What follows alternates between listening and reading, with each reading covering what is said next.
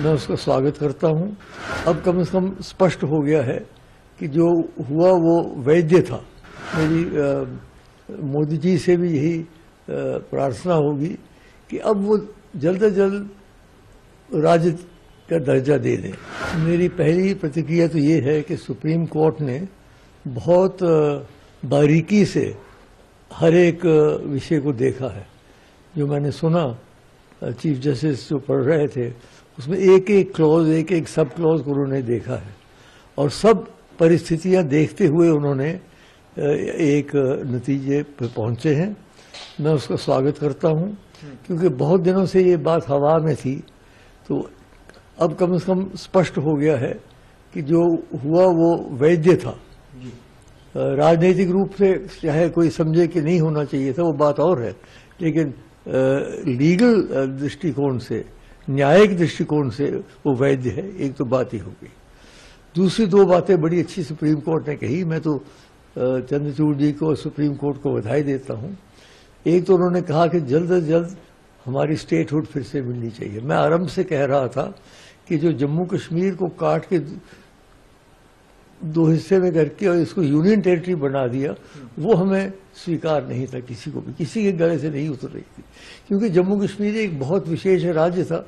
पहले कहते थे ये मुकुट है, ये भारतवर्ष का ये है, और मुकुट क्या रहा, फिर हरियाणा और हिमाचल से भी नीचे आ गए, यूनियन टेरिटरी बन गए।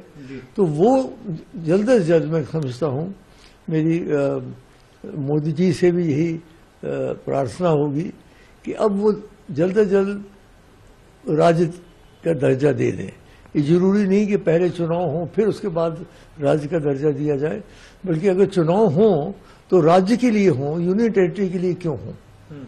तो दूसरी बात ये बनती है कि भाई इन्होंने ये कहा और फिर उन्होंने ये कहा कि चुनाव हो जाने चाहिए सितंबर 2004 के। वो भी बहुत अच्छी बात है क्योंकि बड़ी देर से चुनाव नहीं हुए हैं और कुछ से लगता था कि ये लोग कुछ इसको आगे चलाने की कोशिश की जा रही थी।